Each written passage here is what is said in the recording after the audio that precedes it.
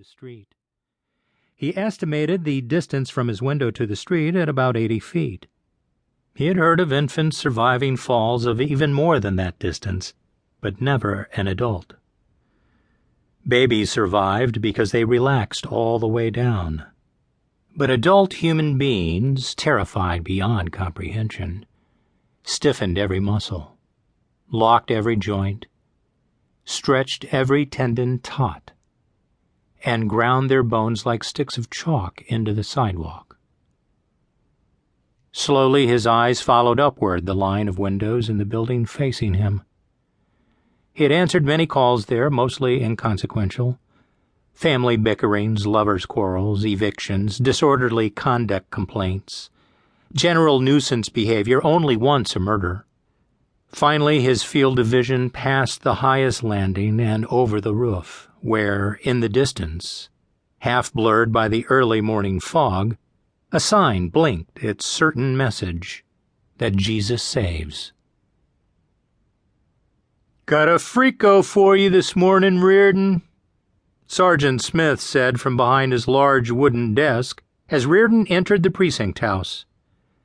For Smith, human crime was divided into 3 categories: ordinary criminal acts, such as theft, simple battery, rape, and common murder, for which no specific designation was required; bloodies, which were particularly gruesome murders or assaults; and fricos, crimes so bizarre that Smith could not comprehend their source. "What is it?" Reardon asked. "Piccolini will tell you," Smith said teasingly. "You can tell me." "No, let Piccolini. It's a little different, you know what I mean?" Smith winked at Reardon.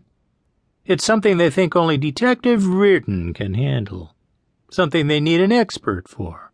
He motioned toward Piccolini's office door with a grand, mocking gesture.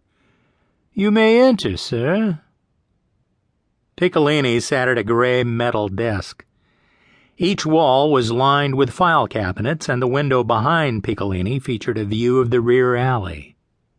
Piccolini's desk was covered with files, and he was furiously applying himself to a stack of papers in front of him when Reardon entered. "Smith says you want to see me?" Reardon said. Piccolini did not look up.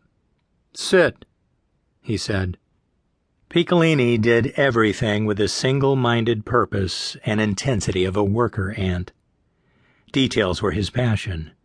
He believed that if a Social Security number was recorded incorrectly, it could lead to general disorder.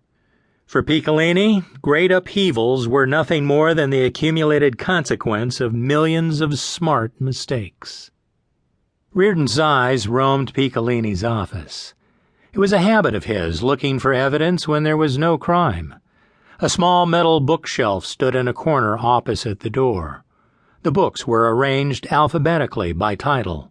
There were codes of conduct, commission reports, manuals of procedure, and handbooks on administration, the rules of the game.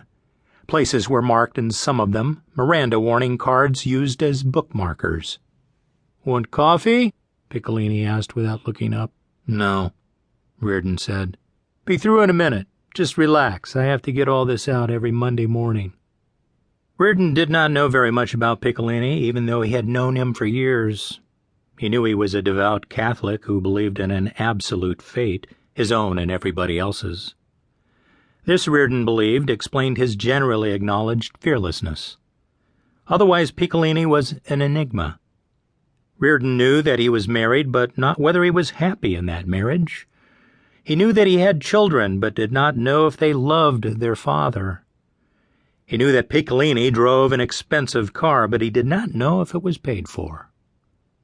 Piccolini finished signing the last paper and looked up at Reardon.